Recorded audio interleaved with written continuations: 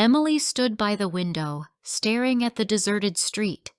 Behind her was a suitcase with the few belongings she had managed to grab before fleeing. The same questions spun in her head. How did I get here? What will happen to the kids now? She clenched her fists, trying to suppress the trembling. 6 months. 6 months of living in fear, on the run, in uncertainty. And now, as she finally dared to seek the truth, a wave of terror washed over her. The truth she was searching for could destroy everything she had ever believed in. Their story had begun like a fairy tale. James and Emily met at a friend's party. He was confident, with a charming smile. She was romantic, a dreamer. Their relationship moved quickly. They were married within a year, and 2 years later, the twins, Lily and Noah, were born. Life seemed perfect. A cozy home, family dinners, walks in the park. James was a caring father, Emily a loving mother. But sometimes, in moments of silence, Emily sensed something unspoken behind his smile, as if he were playing a role she couldn't quite understand. The first crack appeared after 3 years. James started coming home later from work, and when he did, he was cold and irritable. Emily chalked it up to exhaustion.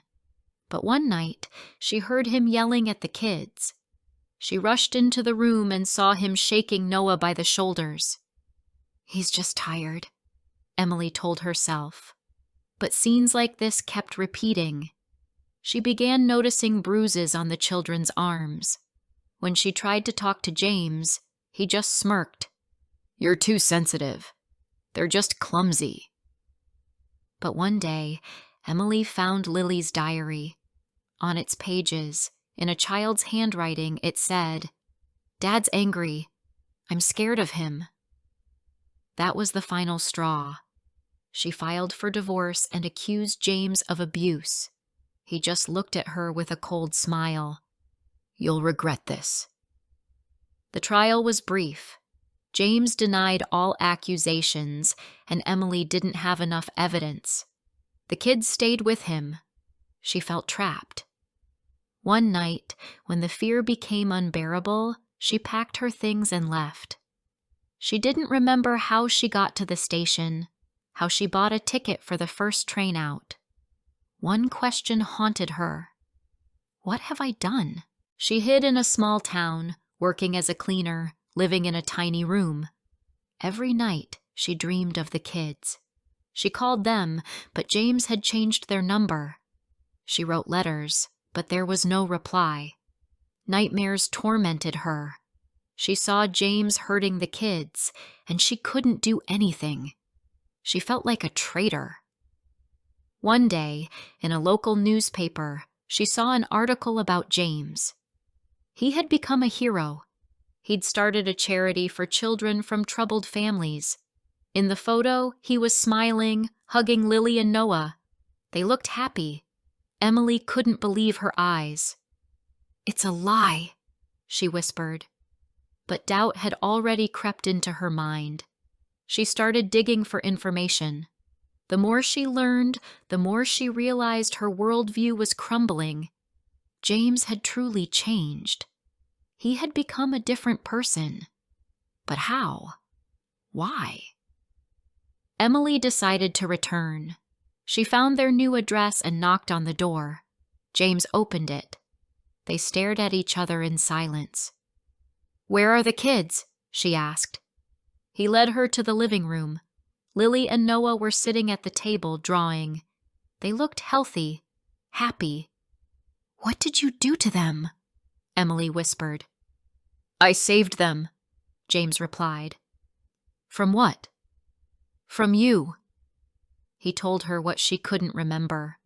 How she would fly into rages, scream at the kids.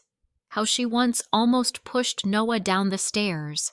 How he had tried to help her, but she refused to admit there was a problem. "You were a danger to them, Emily. I did what I had to do." Emily stood frozen, unable to move. Her world was falling apart. She had always seen herself as the victim, but now she realized that maybe she had been the monster. She looked at the kids. "Mom?" Lily called softly. Emily couldn't answer.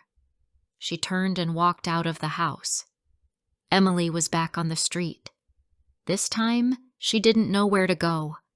The truth she had been searching for turned out to be more terrible than she could have imagined. She looked at her hands, the same hands that had once held her children. Now, she was afraid of herself. And somewhere in the house she had left behind, James held Lily and Noah. "Everything's going to be okay," he whispered. But there was unease in his eyes. He knew the truth didn't always bring relief. Sometimes it only left a shadow of doubt.